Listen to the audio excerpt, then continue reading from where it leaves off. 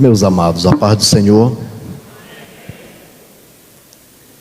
É bom estar com os irmãos nessa noite, para juntos saborearmos e nos deleitarmos na presença de Deus, desta feita através da sua palavra. Eu quero ser grato a Deus por esta tão bela oportunidade que o Senhor Jesus nos concede para mais uma vez estar neste púlpito, esta tribuna histórica, para anunciar, expressar a poderosa e inerrante palavra do Senhor. Quero dar glória a Deus pela vida do pastor presidente, pastor Valdolino, e sua família. Quero dar glória a Deus pela vida do pastor Douglas Batista, que está conosco, também é um dos conferencistas. Dar glória a Deus pela vida desta coordenação, Tércio, tantos irmãos que têm se empenhado para que este evento esteja acontecendo. Quero dar glória a Deus pela vida da minha esposa, que tem estado ao nosso lado, de maneira muito especial. Quero convidar os irmãos para que abram as vossas Bíblias em Êxodo capítulo 31.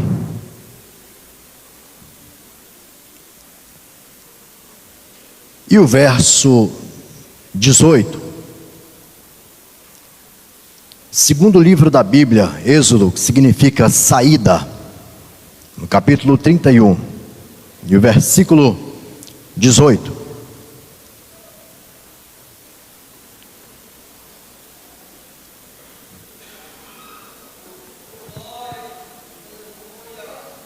Podemos ler, irmãos? Quantos encontraram, diga: eu vou morar no céu. Quem ainda não encontrou, diga: aqui também não fico.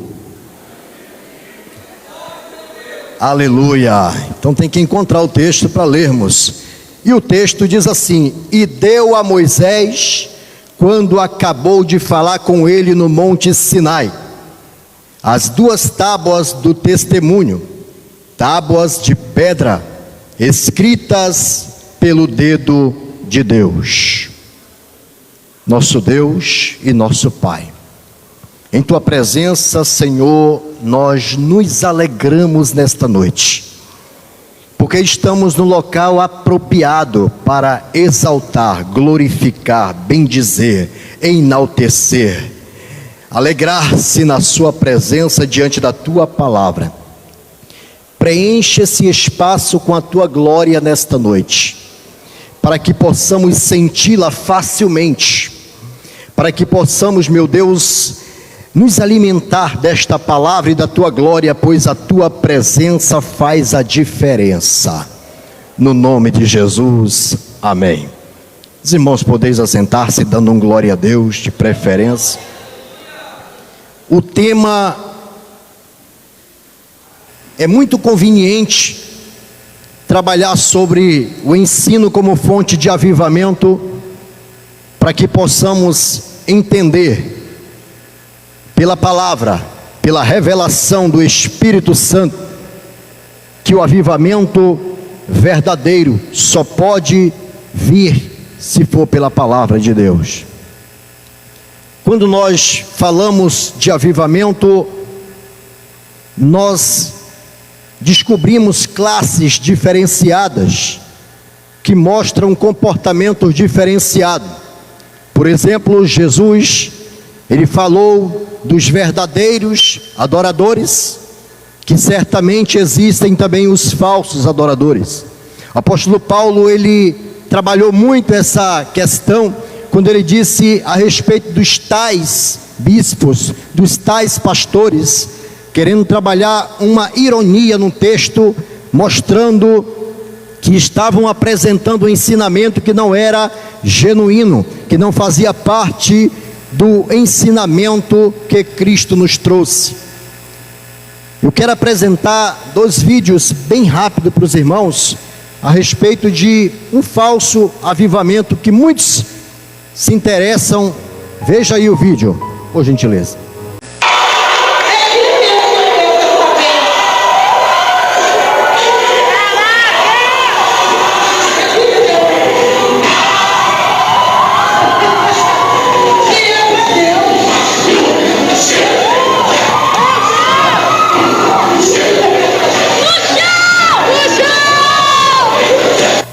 Isso é avivamento?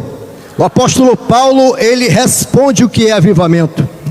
Os irmãos podem observar em Romanos capítulo 1, versículo 16: porquanto não me envergonho do evangelho de Cristo. Por quê? Pois é o poder de Deus para a salvação de todo aquele que crê. Então o avivamento e poder chama-se evangelho. O evangelho que transforma, o evangelho que muda a vida do mais vil pecador em uma nova criatura.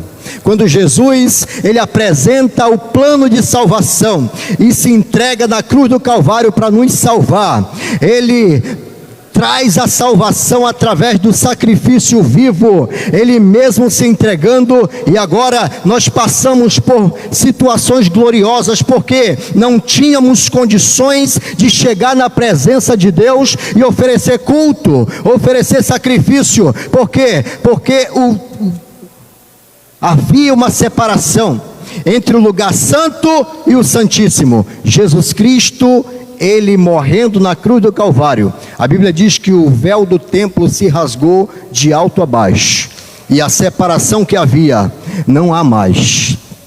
Nós temos a liberdade de entrar direto na presença de Deus.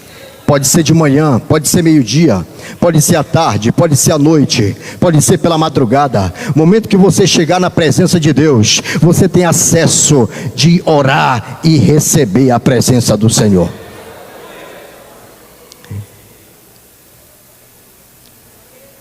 Aqui tem uma resposta a respeito do que é avivamento, de forma correta. Nós podemos ler, é o reaparecimento da igreja como agência por excelência do reino de Deus. Mais uma definição é o retorno à Bíblia, como a nossa única regra de fé e prática. Avivamento pode ser definido também como retorno à oração, como a mais bela expressão do sacerdócio universal do cristão. Não existe subterfúgios, não existe outros caminhos. Precisamos começar pela palavra, porque a palavra de Deus, ela transforma a vida do homem. Quando nós observamos essa volta incondicional à palavra, nós lembramos da reforma protestante. E hoje eu vos digo com muita certeza e também com muita seriedade: a igreja nesse momento, hoje, ela já não precisa mais de reforma. O que é que a igreja precisa? Precisa de retorno.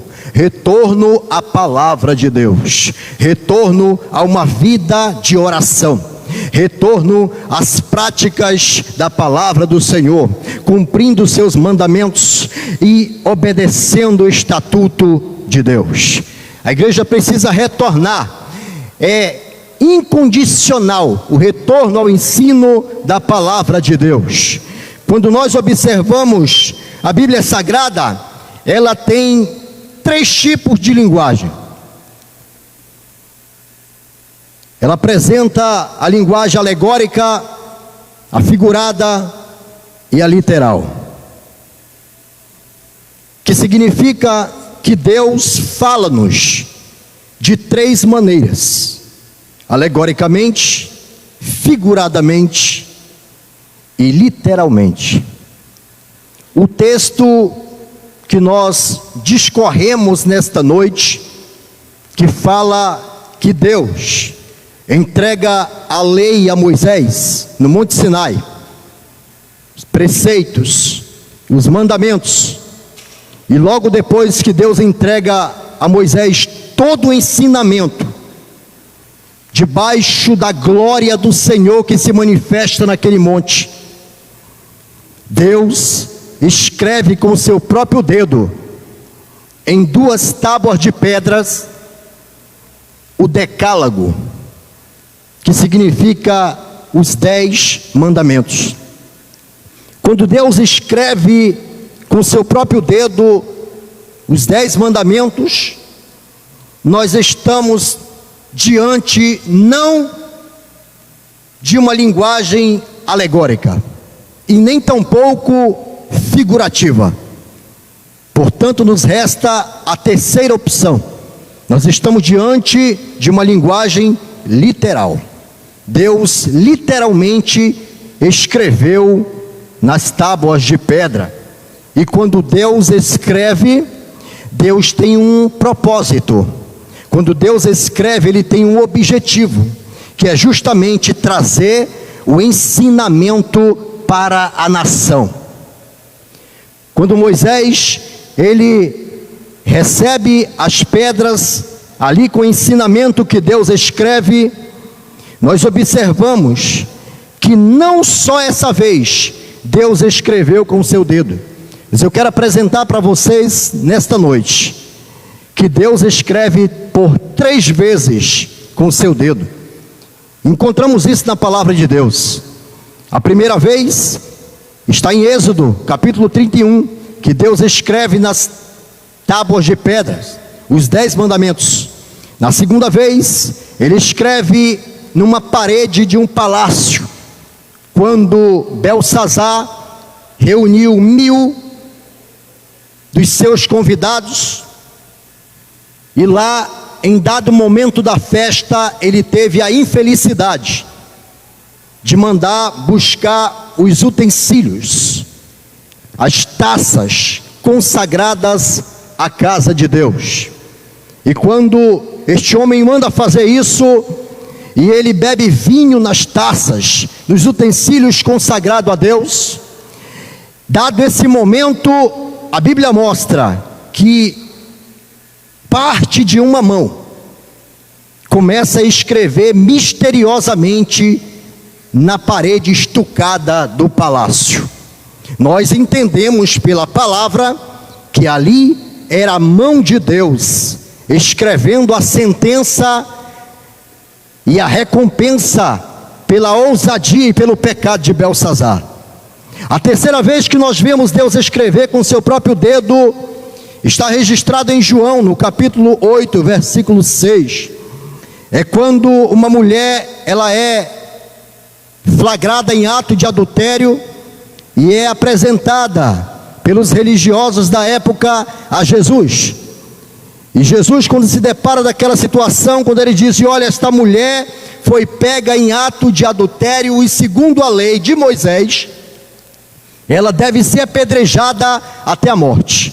E Jesus começa a escrever com o seu dedo na areia. A primeira vez que Deus escreve com o seu dedo, lá em Êxodo, Ele escreve para ensinar. A segunda vez que Ele escreve na parede do palácio, Ele escreve para sentenciar. E a terceira vez que Ele escreve para perdoar. Todas essas vezes trouxe um ensinamento e trouxe uma importância, para que possamos entender que Deus está no controle de todas as coisas.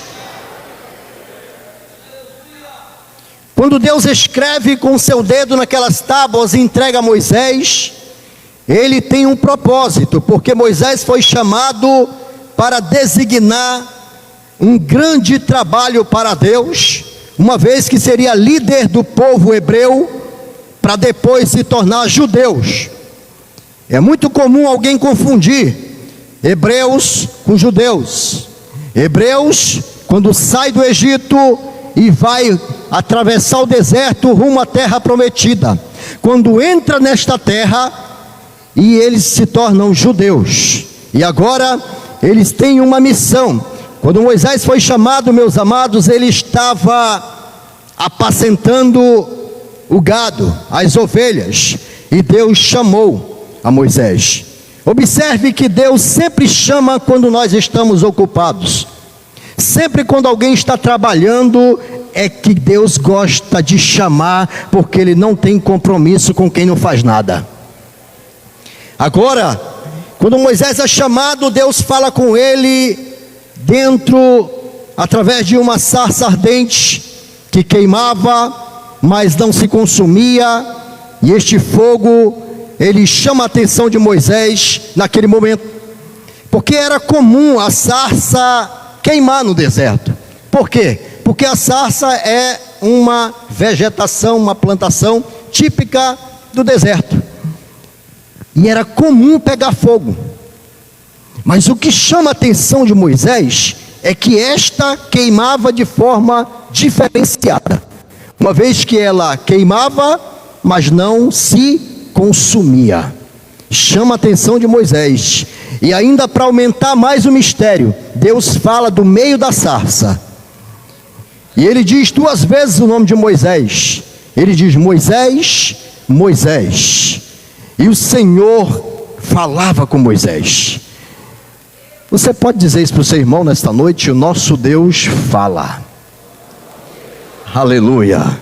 Moisés recebe a palavra do Senhor. Quando ele ouve a palavra de Deus, ele diz: sim, Senhor, eis-me aqui. E o Senhor disse: olha, não olhas para cá, tire a sandália dos teus pés, porque a terra que tu estás pisando é terra santa. Agora, o que é que tinha de diferente lá no Monte Horebe, onde Moisés estava? Por que que o Monte Horebe era terra santa, se Monte Horebe não tinha tanta coisa para apresentar? Não tinha tanta beleza para apresentar. E por que que agora Deus classifica Monte Horebe como terra santa? Monte Horebe era feio, Monte Horebe não tinha beleza. As plantações de Monte Horebe era sarça. Sarça é simplesmente um espinheiro, não dá flores, não dá fruto. Ninguém em sua consciência normal plantaria uma sarça no seu jardim. Ninguém. Você poderia colocar qualquer plantação no seu jardim, mas sarça ninguém leva. É por isso que Deus usou a sarça, porque quando ninguém usa outro, quando ninguém dá valor em outro, Jesus chama e enche ele de fogo. A sarça é tipo da igreja, porque estava lá desprezado, estava lá no deserto, estava passando pelo sol causticante, não tem flores, não tem vida, não tem beleza, mas Jesus chama a si mesmo, bota fogo nele e fala através dele ao povo. Então é essa a mensagem da sarça: não tem beleza, mas está pegando fogo. Aleluia. Não tem beleza, mas Deus fala através dela. Louvado seja o nome do Senhor. Moisés entende a sua chamada, e agora ele vai tirar o povo do Egito para poder trazer ensinamento, avivamento, através do ensinamento ao povo que está lá. O povo desce ao Egito, e quando desce ao Egito, desce através da caravana de Jacó. Quantas pessoas desceram para o Egito? 70 pessoas. E agora esse povo vai ser maltratado ali, vai ser chicoteado lá, vão trabalhar como escravo, mas mesmo assim eles vão prosperar e vão crescer. Sabe por quê? Porque quando Deus está criando, não tem nada que possa impedir o crescimento. Jacó, criação. Israel, formação. Antes de ser Israel, era apenas Jacó, criação. E eu posso provar na Bíblia para os irmãos. Isaías 43, verso 1 diz assim: mas agora sim diz o Senhor, que te criou, ó Jacó, e que te formou, ó Israel, não temas, porque eu te remi, chamei-te pelo teu nome, tu és meu. Jacó, criação. Israel, formação. Agora Deus vai formar Israel. Criou através de Jacó, desceram ao Egito, prosperaram a si mesmo. Agora Deus tira do Egito, leva para o deserto, para poder formar. Diz um certo escritor que Deus tem umas salas de aulas que Ele gosta de usar para formar pessoas, para formar cidadãos do céu, para formar caráter, para formar ministério, para formar lideranças. E a sala de aula que Deus gosta muito de usar para isso chama-se deserto. Deserto faz alguém orar quando está com dor de cabeça, porque não tem farmácia para comprar remédio. O deserto faz alguém buscar a presença de Deus, porque não vê subterfúgio para poder procurar primeiro. Deserto nos ensina que a escola de Deus, ela nos leva a termos nota 10. Jacó, ele desce ao Egito, e lá está debaixo da dinastia do governo de José. Para formar Abraão, Deus manda que ele saia da sua terra e do meio da sua parentela para um lugar que ele não sabe onde é, nem onde fica, mas Deus vai formar Abraão através dessa prova. Para formar Isaque, Deus leva-o ao sacrifício, para ser aprovado por Deus. Para formar Jacó, Deus permite que Esaú persiga, e que ele lute com o anjo a noite toda. Para formar Davi, foi perseguido por Saul, e teve que enfrentar leão e urso, e o gigante Golias. Não existe nada de graça. Não existe meio de você comprar avivamento na esquina mais próxima. Não existe como encontrarmos um caminho fácil. O caminho é a palavra de Deus, é o verdadeiro ensinamento, é a escola bíblica dominical. Pastor, presidente desta igreja está de parabéns, porque enquanto muitas lideranças estão preocupadas com tantas coisas materiais, o pastor está investindo no conhecimento da igreja, e certamente Deus está nesse negócio. Estou feliz nesta noite por fazer parte desta conferência, não porque estou palestrando, mas porque tenho aprendido, o material tem nos ajudado. Eu não vejo outro caminho. Jesus tem uma palavra gloriosa para a tua vida nesta noite. Para formar Paulo, aleluia, ele teve que ficar cego, cair do cavalo, para poder conhecer a salvação pela graça. Não tem sido fácil, mas é preciso passar pela luta. O deserto vai nos ensinar a crescer. A nação foi criada dentro dos termos territoriais do Egito. Agora Deus vai formar e vai levantar Moisés e dar ordem para que ele tire o povo do Egito e leve para o deserto. Moisés conduz o povo hebreu pelo deserto, e Deus manda que o povo acampe-se até ali as penínsulas do Sinai. O povo fica acampado ali, e agora Deus tem um propósito nesse acampamento. Por quê? Porque nas penínsulas do Sinai está o povo acampado, e Deus vai dar uma ordem para Moisés que ele suba o monte, porque lá Deus quer falar com ele. Quando Moisés sobe o monte, leva consigo Josué. Josué fica quieto.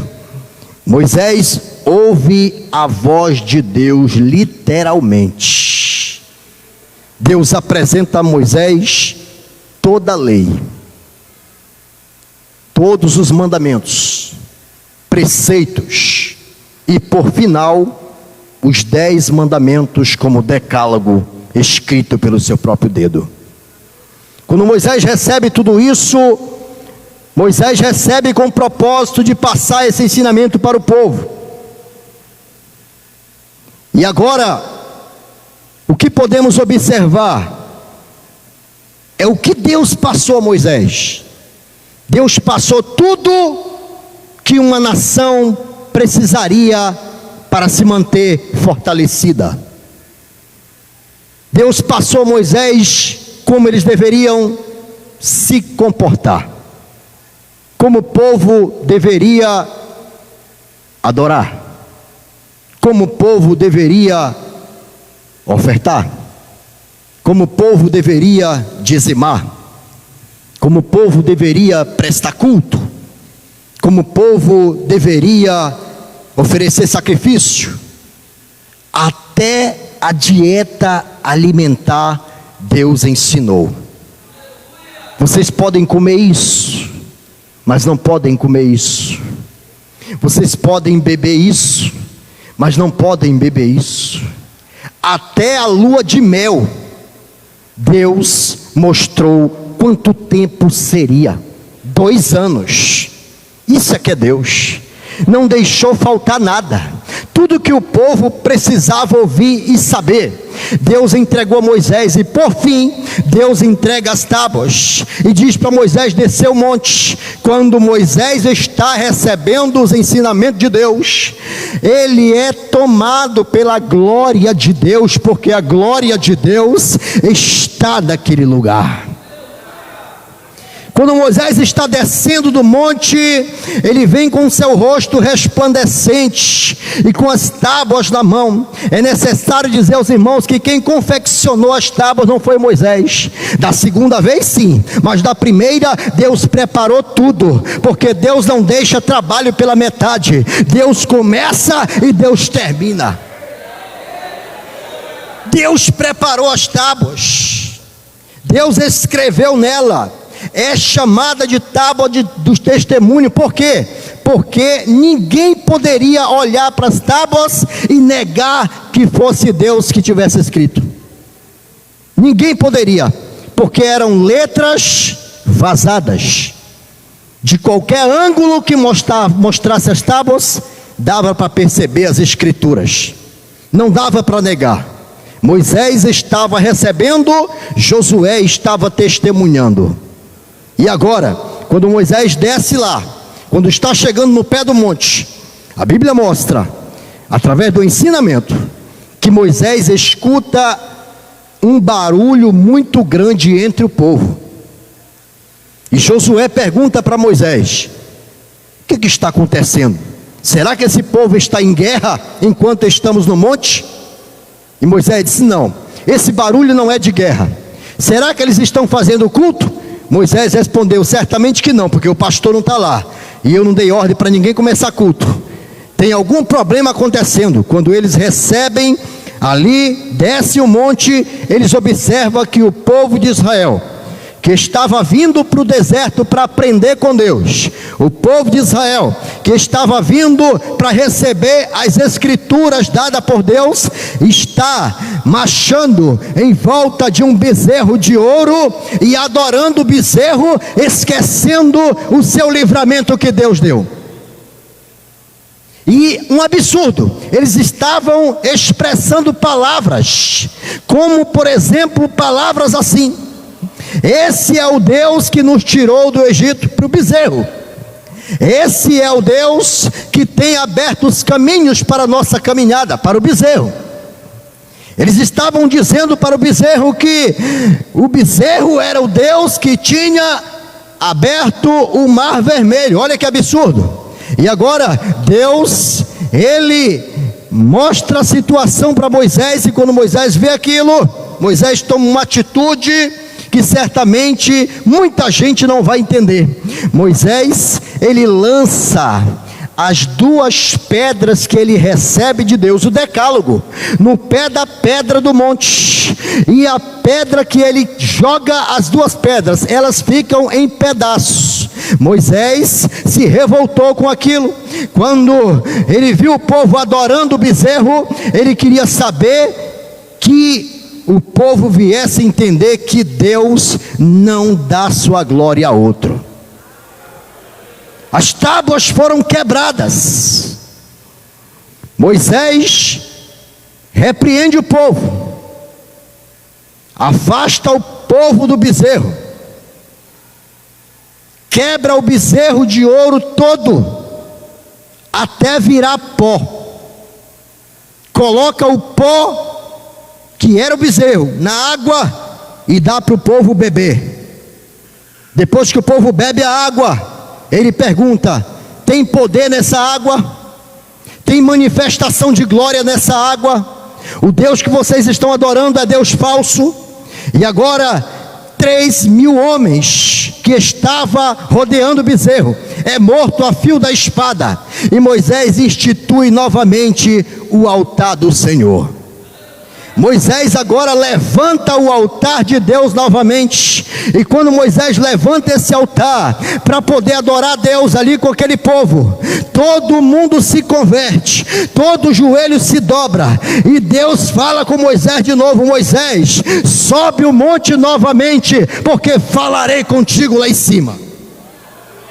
Sobe o monte novamente, aleluia.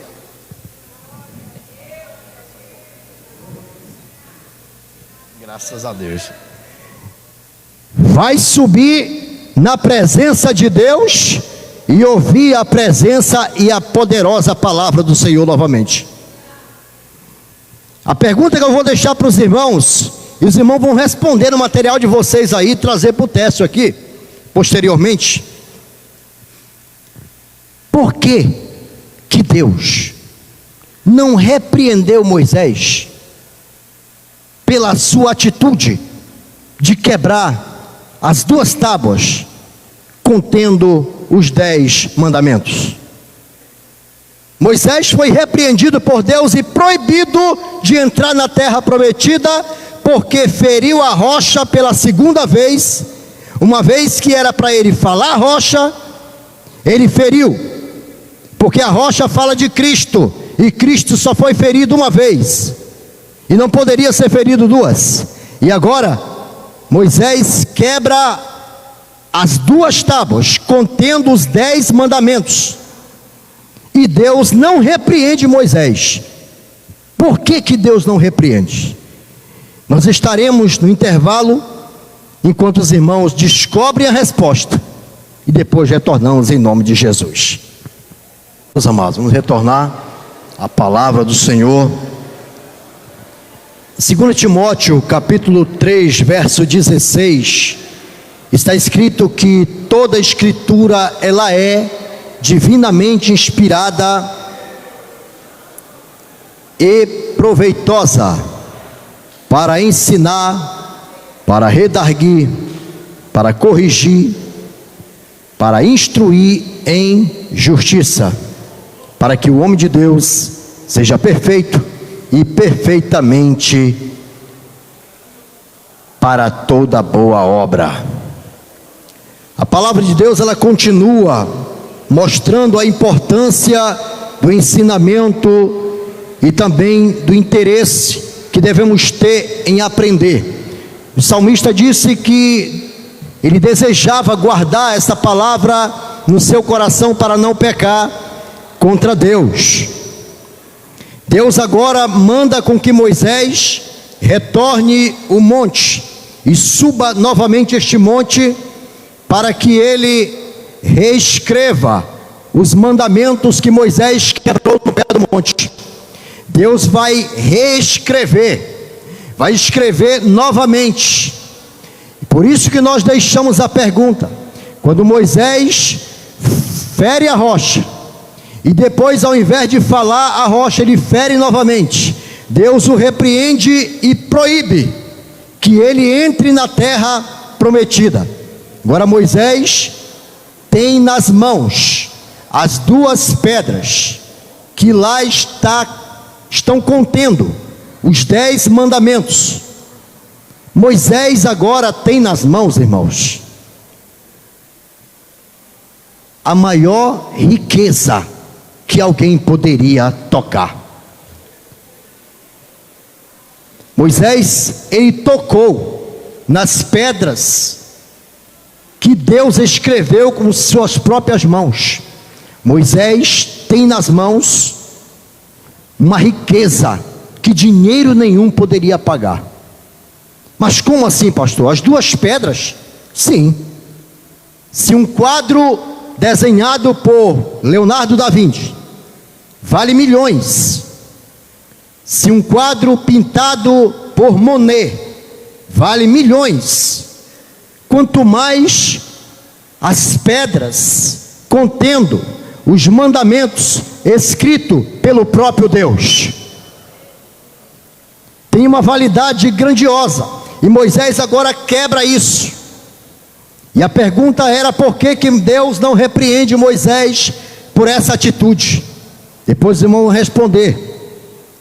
Mas o importante é que Deus não é homem para que minta, e nem filho do homem para que se arrependa. E por isso que ele começou, ele vai terminar com este ensinamento.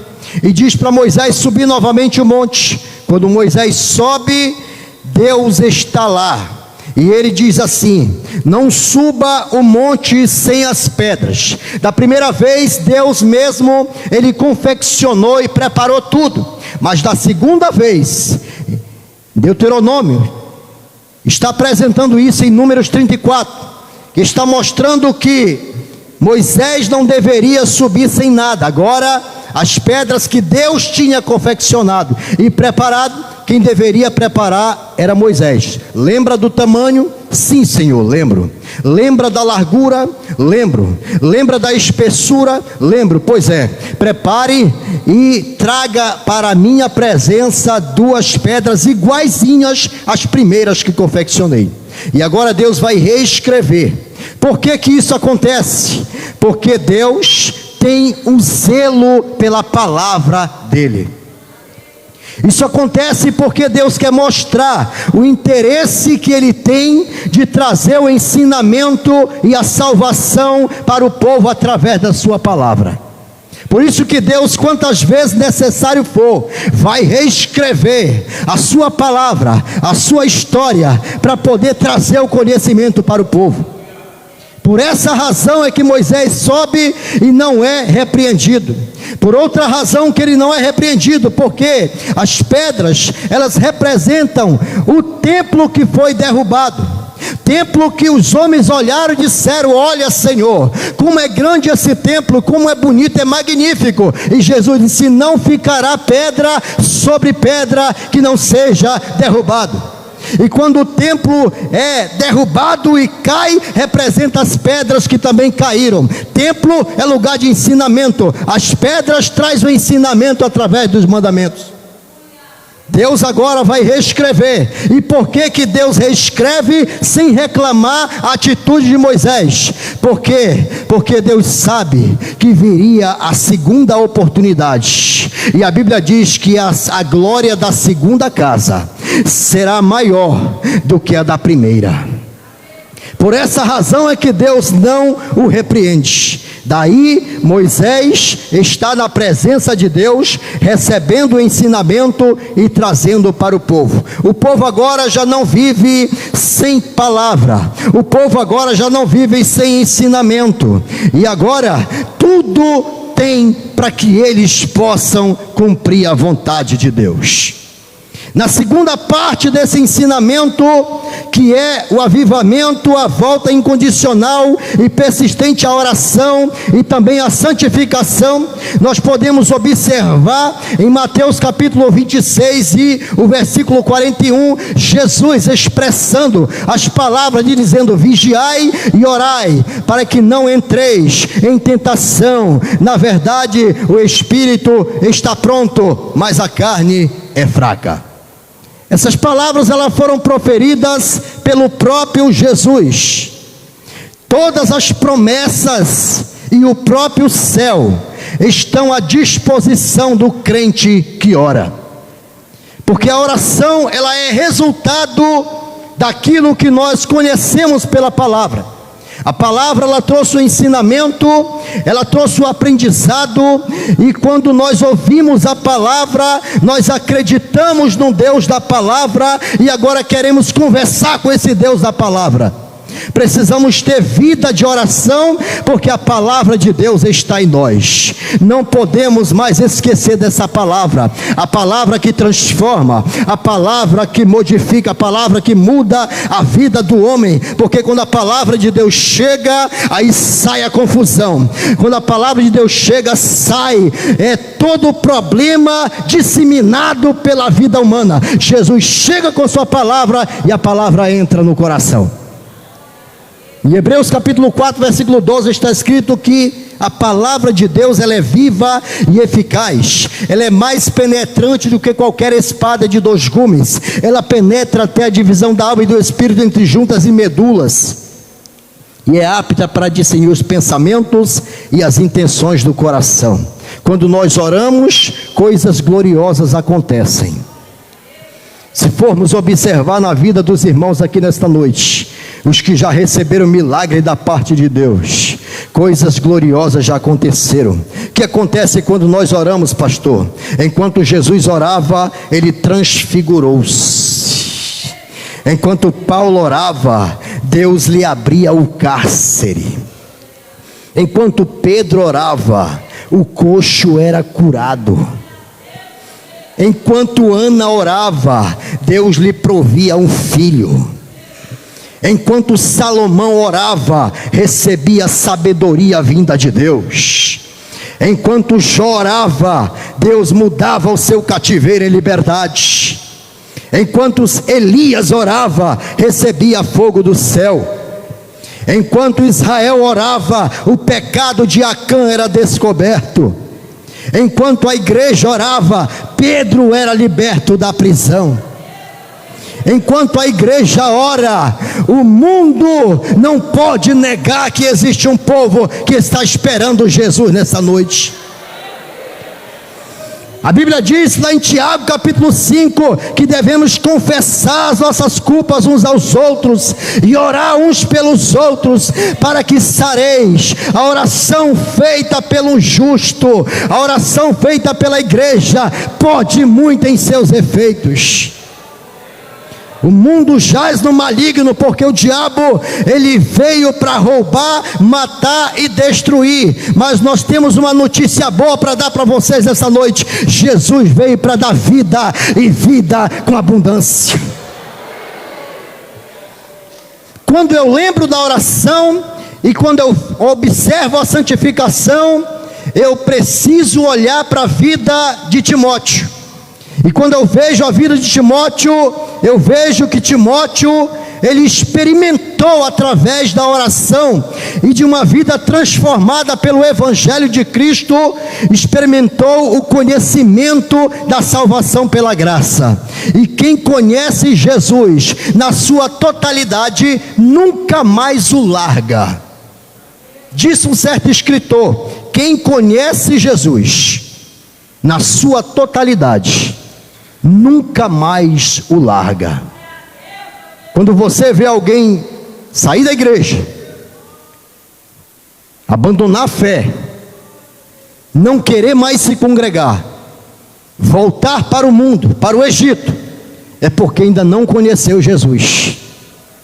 Conheceu a igreja, conheceu o departamento que cantava, conheceu o púlpito que até pregava, mas não conheceu Jesus. Porque quem conhece Jesus verdadeiramente é liberto.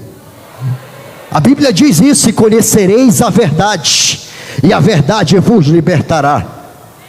Conhecer Jesus não está relacionado simplesmente a ouvir falar de Jesus. Conhecer Jesus é algo mais profundo. O Antigo Testamento apresenta a palavra conhecer como a intimidade de um casal. Abraão conheceu Sara e gerou Isaque. E conhecer Jesus verdadeiramente não é simplesmente ouvir falar de Jesus, é você sentir Jesus dentro da tua vida, e a tua vida dentro da vida de Jesus. A Bíblia apresenta esse conhecer como uma vara ligada na videira. Não é uma vara colada na videira, é ligada. E se ela está ligada, ela recebe a vitamina que vem da árvore e dá fruto, e para a glória de Deus. Timóteo conheceu o verdadeiro evangelho através de Paulo. Quando Paulo viajou para a cidade de Listra, Timóteo estava lá, conhecedor da lei. Era um jovem que vivia aos pés da sua mãe Eunice, e a sua mãe ensinava Timóteo, mas não conhecia o verdadeiro evangelho ainda. Quando Paulo chegou apresentando o evangelho de salvação, o evangelho pregado agora para poder transformar a vida, porque se o evangelho que nós vivemos não nos transformar, esse evangelho não é verdadeiro. O evangelho que você está vivendo precisa transformar a tua vida. Quem mentia, não mente mais. Quem enganava, não engana mais. Quem contava piadinha sem graça, não conta mais. Agora recita versículo, prega a palavra, anuncia a salvação de Cristo. Existe agora evangelho pregado que parece que não surte mais efeito. Evangelho da prosperidade, evangelho do oba-oba, onde as pessoas chegam palhaço e continuam fazendo palhaçada. Mas o evangelho que eu prego, o palhaço se torna pregador da palavra de Deus. Era palhaço, agora não é mais. Teve uma vida transformada. Andava de qualquer maneira, agora não anda mais, agora anda com a cabeça erguida, porque o nome não está no Serasa, o nome está escrito no livro da vida. Aleluia, louvado seja o nome do Senhor. O nome não está em qualquer lugar, o nome está no céu. Aleluia. Inclusive eu preciso dizer aos irmãos que eu conheço uma receita especial para você saber se o seu nome está escrito lá no livro da vida. Tem muita gente que ainda não sabe. É preciso saber, o seu nome está no livro da vida. Aleluia, está escrito lá. Paulo, quando prega a cidade de Listra, leva o evangelho verdadeiro que transforma a vida. Não é um evangelho que apresenta chave de apartamento, não é um evangelho que apresenta a chave do carro do ano. É um evangelho que gera dores, mas no fim a vida eterna. É um evangelho que mostra o caminho difícil, a porta estreita, mas a vida eterna com o Senhor. Precisamos abraçar este evangelho, e por isso que estamos aprendendo nesta noite a amar a palavra de Deus. Timóteo, ele nasceu em Listra no ano 17 depois de Cristo, e morreu no ano 97 depois de Cristo. Timóteo conheceu Paulo na primeira viagem a Listra. Timóteo era filho de uma judia chamada Eunice, com um pai grego. Timóteo foi instruído pela lei desde sua infância, conheceu o evangelho de salvação através de Paulo. Timóteo foi circuncidado por ter dupla cidadania. Timóteo tornou-se bispo em Éfeso, onde pastoreou por 15 anos. Timóteo morreu apedrejado e arrastado nas ruas de Éfeso como mártir defensor do evangelho. Ele viveu intensamente a oração, viveu intensamente a santificação, a separação das coisas do mundo para viver exclusivamente para Deus. Pregava o evangelho com autoridade, porque aprendeu que o evangelho não gera medo, o evangelho não é para tímido, o evangelho é para quem tem coragem de anunciar que Jesus Cristo é o Senhor, para a glória de Deus Pai. Timóteo entendeu o verdadeiro evangelho, e quando alguém entende isso, ele não teme mais pela sua vida.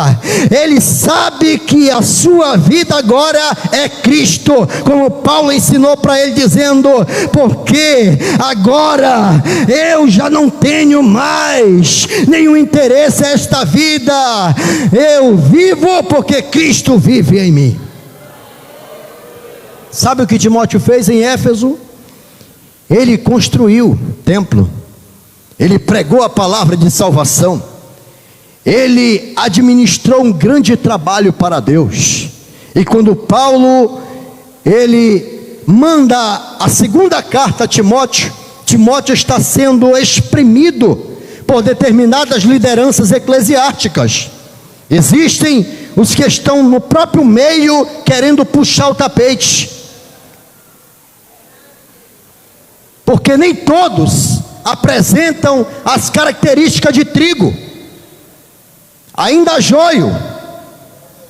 E quando alguém tenta tirar o joio, Jesus manda dizer: deixa lá, porque no tempo certo o trigo vai para o celeiro e o joio vai para o fogo. Timóteo estava sendo exprimido porque era jovem, não conheceu vida sexual, não conheceu vida de namoro. Timóteo abraçou o evangelho e viveu para pregar a palavra da verdade.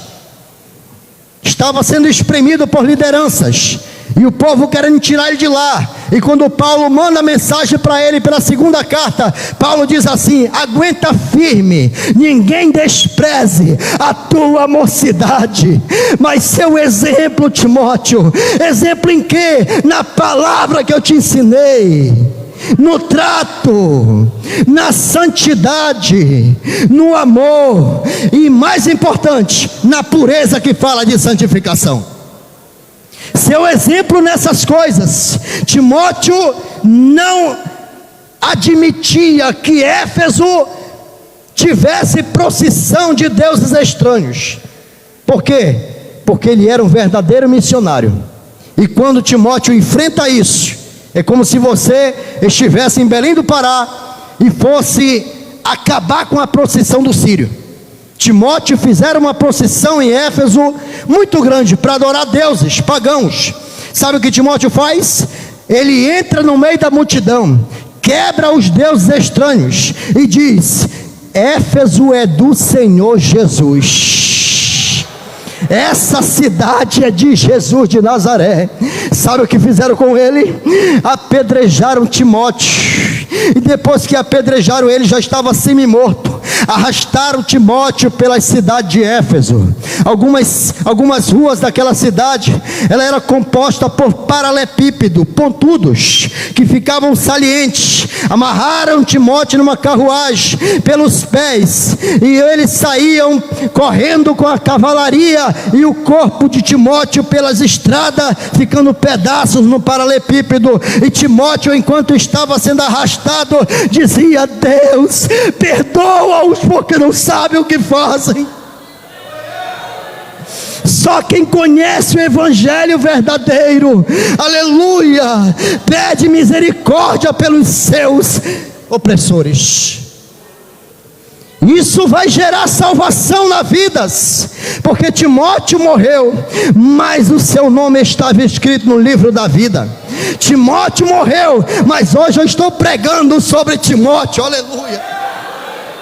Testemunho está vivo, e agora Jesus Cristo vai se manifestar.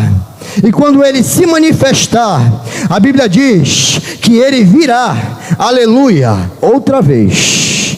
E quando ele vier, nós vamos cumprir a palavra do Senhor hoje, que Paulo nos recomenda também, e dizendo: a mim só me resta agora a coroa da justiça, porque combati o bom combate, completei a minha carreira e guardei a fé.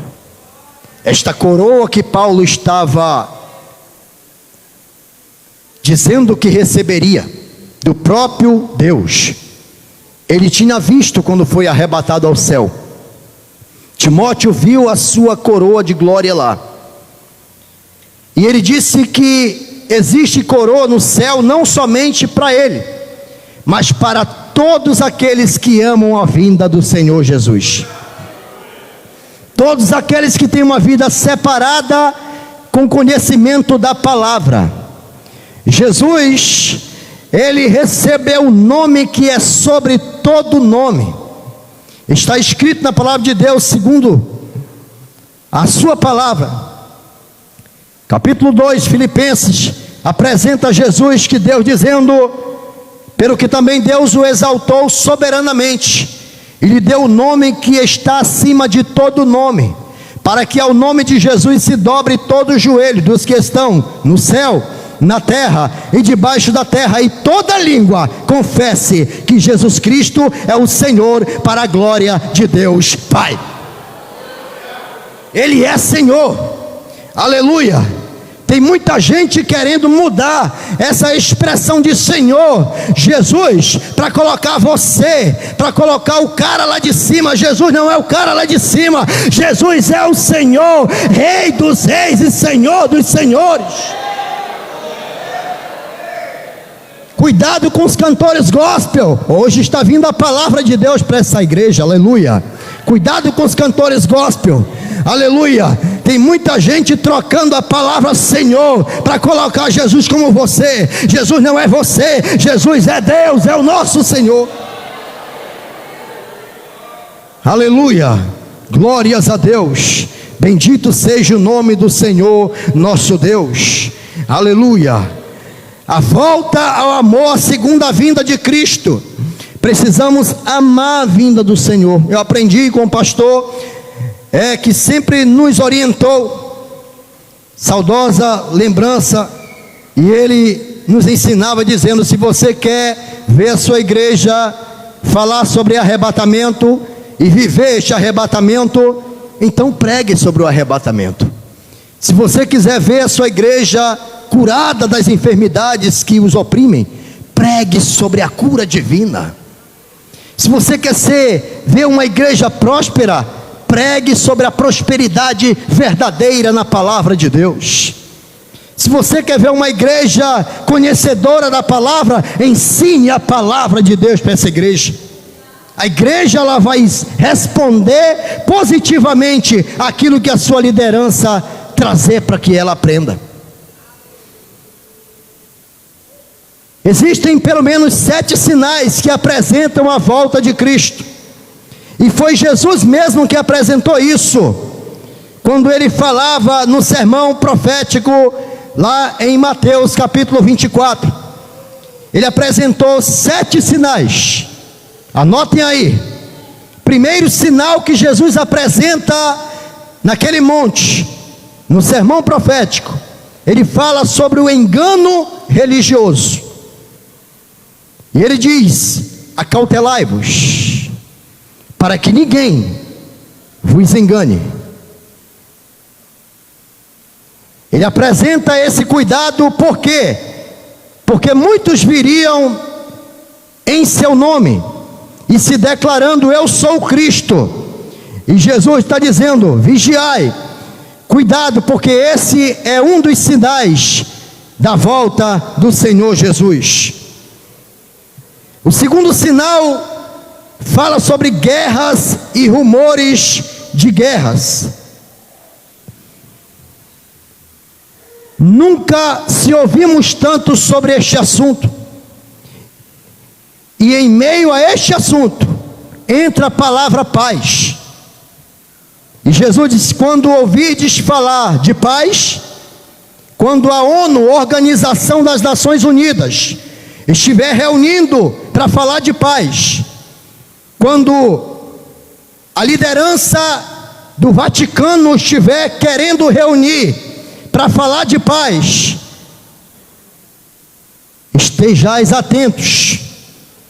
É interessante, falam de paz e invertem em guerra. Jesus apresenta esse mais um sinal quando ele diz: terremotos. Só no século 20 aconteceram mais terremotos do que todo o resto da história humana. Terremotos estão anunciando a volta gloriosa do Senhor Jesus. As pedras estão falando. A igreja precisa falar mais do que as pedras. A igreja precisa anunciar sobre isso mais do que as pedras, porque Jesus nos deu um imperativo. Ele disse: pregai o evangelho a toda criatura, aleluia, para que todos possam vir ao conhecimento da verdade. Outro sinal da vinda de Jesus seria as pestilências, que envolve doença e fome. Estamos vendo aí todos os níveis de doenças incuráveis. Surgiu a AIDS, o Ebola, E agora todos estão com muito medo desse novo vírus, do corona. Cuidado, isso não é outra coisa senão mais um sinal da volta do Senhor Jesus. Eu tenho um vídeo a apresentar aos irmãos em 3 minutos, que vai falar sobre a implantação do reino do anticristo. E eles vão observar esse vídeo, os irmãos. Mas eu preciso ainda falar sobre o 5º sinal, o esfriamento do amor. Daí a necessidade do pastor Valdolino, presidente desta igreja, juntamente com a sua equipe de líderes da escola bíblica dominical, estarem preocupados de trazer ensinamento para a igreja de hoje. A geração do arrebatamento não ficará sem conhecer a verdade sagrada, para que ninguém se perca. Aleluia. O esfriamento do amor, diz a palavra de Deus, que por se multiplicar a iniquidade, o amor de muitos, ou de quase todos, esfriará. E quando o amor esfria, é preciso pegar fogo de novo, aleluia, para avivar.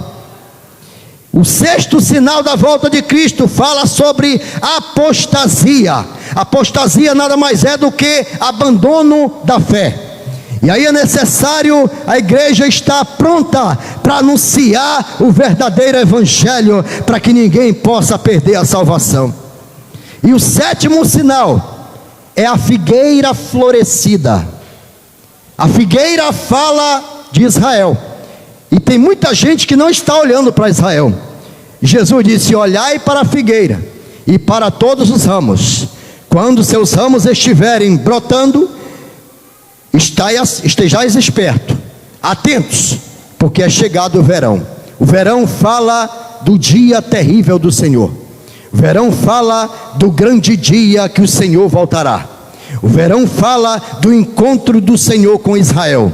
E a igreja que está preparada não tem medo de arrebatamento. A igreja não tem medo do arrebatamento. Quando alguém prega sobre juízo final, milênio, tribunal de Cristo, grande ceia, isso não assusta quem tem convicção de salvação. Só assusta pessoas que continuam comprando e não pagando. Só assusta pessoas que não têm uma vida digna na presença de Deus. Precisamos ter um nível glorioso de servir ao Senhor. Aleluia. Eu preciso que os irmãos assistam.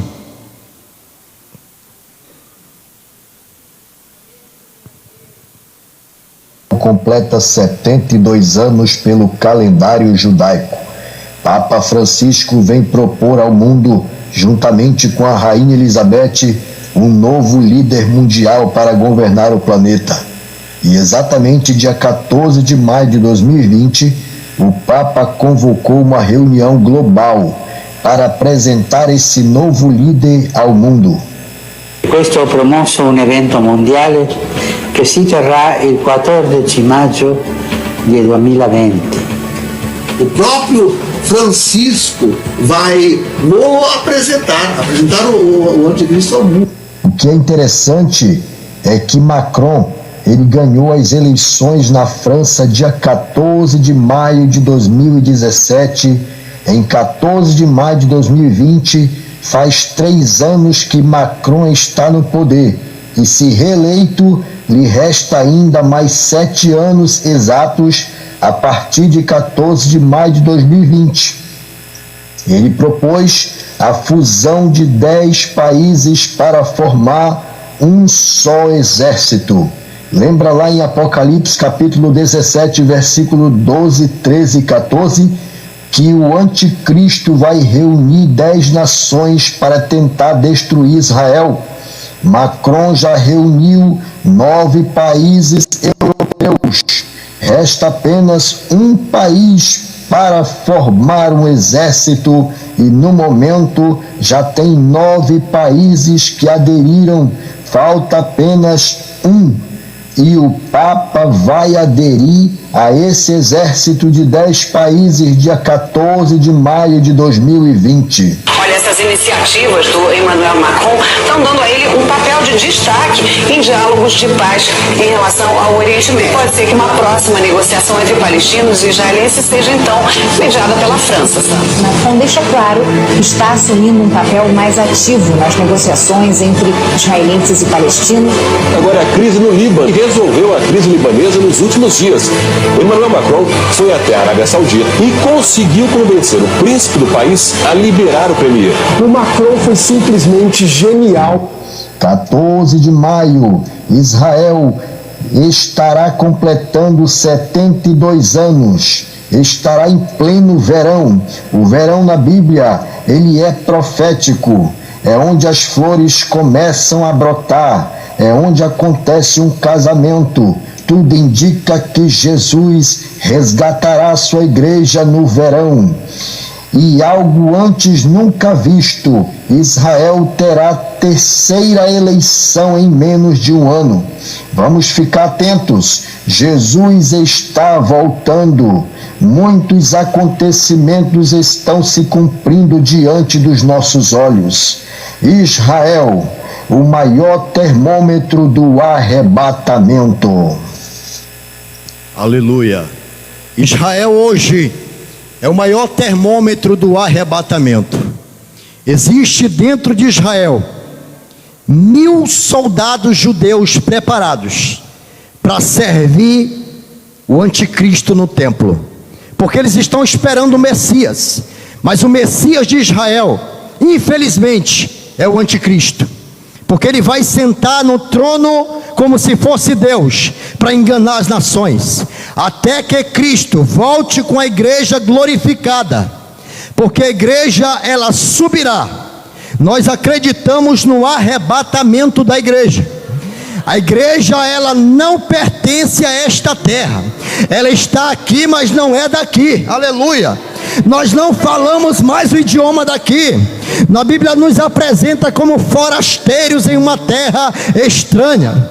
Nós estamos sendo odiados, nós estamos sendo caluniados pelo mundo, porque nós estamos no lugar estranho. O seu lugar não é aqui, irmão. Seu lugar é na glória com o Senhor. A Bíblia diz que o Senhor, ele voltará, e quando ele voltar, vai acontecer em duas fases. A segunda vinda acontece em duas fases. A primeira fase, ele vem para a igreja, e a segunda fase da segunda vinda, ele vem com a igreja. Na primeira fase, a Bíblia diz que os mortos em Cristo ressuscitarão primeiro. Depois nós, os vivos, seremos transformados num abrir e fechar de olhos, e arrebatados juntamente com os ressuscitados a encontrar o Senhor nos ares. Quando isso acontecer, acontece o encontro de Cristo com a igreja, ou da igreja com Cristo. É a noiva sendo levada ao noivo. Quem vai fazer isso? O Espírito Santo de Deus. Quando Cristo receber a sua noiva, ele entra nas bodas com a sua noiva, apresenta a sua noiva ao Pai, e esta noiva recebe o privilégio de participar de duas festas no céu. Primeira festa, tribunal de Cristo, onde Jesus vai galardoar todos aqueles que guardaram a palavra da paciência. Essa festa durará 3 anos e meio, e também acontecerá 3 anos e meio aqui de falsa paz, onde o anticristo vai enganar as nações como um político e resolve todos os problemas. Depois que terminar a festa do tribunal de Cristo no céu, começa a segunda festa. A Bíblia chama de a grande ceia, ou as bodas, onde todos serão servidos pelo próprio Senhor Jesus. Quem estará lá? Pastor Douglas Batista. A Bíblia diz que nada mais, nada menos do que Abraão, Isaque e Jacó. Está falando de 3 gerações poderosas, porque isso é promessa de Jesus. Ele disse: muitos virão do Oriente e do Ocidente e sentar-se-ão à mesa com Abraão, Isaque e Jacó. Essa festa vai acontecer no céu. Mais 3 anos e meio de festa, mais 3 anos e meio de grande tribulação, onde o anticristo se revela como o homem do pecado, o iníquo, contra toda a verdade e contra Deus. Aí Jesus, terminando a festa no céu, reúne todos os anjos, aleluia, e reúne a igreja glorificada. Você ainda estará na mesma aparência, porém num corpo glorioso, invisível, aleluia, mas real.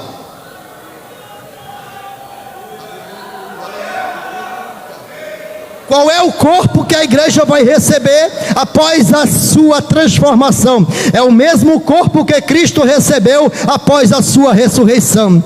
Ele comeu, ele bebeu, ele foi tocado por Tomé, mas quando precisou entrar num ambiente, não precisou abrir a porta, atravessou a parede, aleluia. Corpo glorioso, porém visível, aleluia. A sua aparência vai permanecer ainda até o trono branco. Quando você, aleluia, descer com Cristo, a Bíblia diz que vai descer com muito poder e muita glória, aleluia. Jesus vai descer com muita glória, já não vem mais como filho do carpinteiro. Jesus já não desce mais agora, aleluia, para ser batizado por João Batista no Rio Jordão. Jesus agora, ele vem montado num cavalo branco, aleluia, e ele é poderoso para julgar. A igreja estará com ele. A igreja estará louvando, engrandecendo. A Bíblia diz que quando Jesus descer em Jerusalém, Jesus vai descer em Jerusalém com a igreja. Você pode tocar no seu irmão e dizer assim: você vai para Jerusalém, irmão, aleluia. Você vai para lá, aleluia. A passagem já está aleluia. Você vai para Jerusalém, vai descer exatamente no Monte das Oliveiras. Quando Jesus descer ali, ele tocar o seu pé no Monte das Oliveiras, dessa vez ele desce e toca o pé. A Bíblia diz que o monte se fenderá, e dos pés de Cristo vai nascer uma fonte de água cristalina, e vai correr pelaquela vala até tocar no Mar Morto. E o Mar Morto, que não dá vida, vai dar vida para alimentar crente no milênio.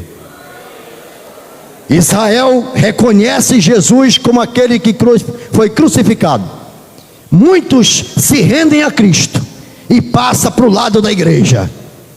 E os que se levantarem contra Cristo, vai travar aí a batalha do Armagedon, no vale do Megido.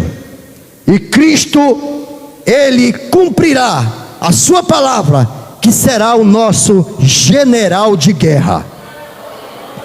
Jesus agora não vem mais para poder ouvir história. Jesus vem agora para julgar as nações, aleluia. A igreja não passará por julgamento, vai estar no trono branco para servir de testemunha como é possível servir um Deus sem pecado, aleluia. A igreja estará glorificada com Cristo. Aleluia, aleluia, aleluia. E quando a igreja estiver com Cristo, nada te acontecerá de errado. Alguém está preocupado, pastor, porque ainda não aprendeu a guerrear, a lutar. E como vai lutar? Porque nós vamos guerrear com Cristo ali. Mas a sua batalha é simplesmente adorar o nome de Jesus. A Bíblia diz que sairá da boca do Senhor uma espada aguda, e ele vai aniquilar o iníquo. A espada que sairá é a palavra.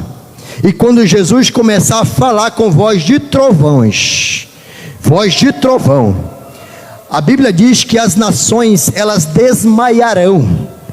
Ninguém ficará de pé, aleluia, porque Jesus vai falar com autoridade.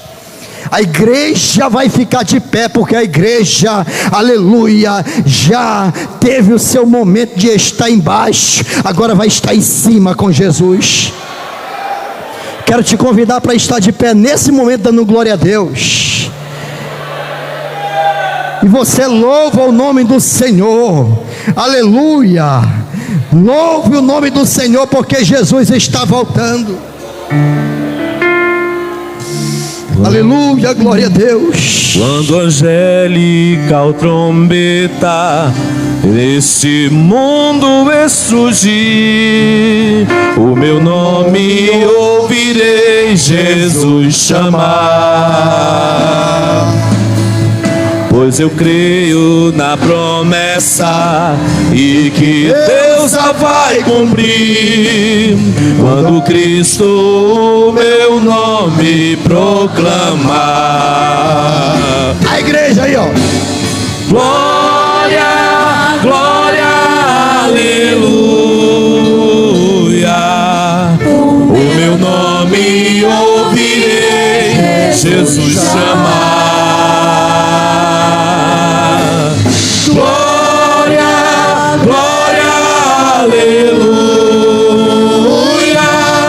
Eu espero ouvir Jesus a me chamar. No céu. Quando o céu for enrolado e o sol não der mais luz, o meu nome ouvirei Jesus chamar. Passarão a terra e o mar, mas permanecerá Jesus, que meu nome vai na glória pronunciar. Toda a igreja, vamos lá. Glória, glória, aleluia. O meu nome ouvirei Jesus chamar. Glória, glória, aleluia. Eu espero ouvir Jesus a me chamar. Oh, que música suave há de ser pra me ouvir, o meu nome Jesus Cristo anunciar. Oh, que gozo vai minha alma lá nos altos céus fluir, quando Cristo o meu nome proclamar. Glória, glória, aleluia. O meu nome ouvirei Jesus chamar. Glória, glória, aleluia. Eu espero ouvir Jesus a me chamar. Sinta a presença de Deus. Aleluia, nosso Deus e nosso Pai. Ó Senhor, é bom sentir tua presença neste lugar. É bom estar em oração, Jesus. A tua igreja ora, a tua igreja clama, a tua igreja se alegra, a tua igreja se regozija, a tua igreja sente a tua presença nesse lugar. É a igreja do arrebatamento, é a igreja que vai subir para a glória, é a igreja que já confessou seus pecados, é uma igreja que vive a verdade do Evangelho e está dizendo: ora vem Senhor Jesus.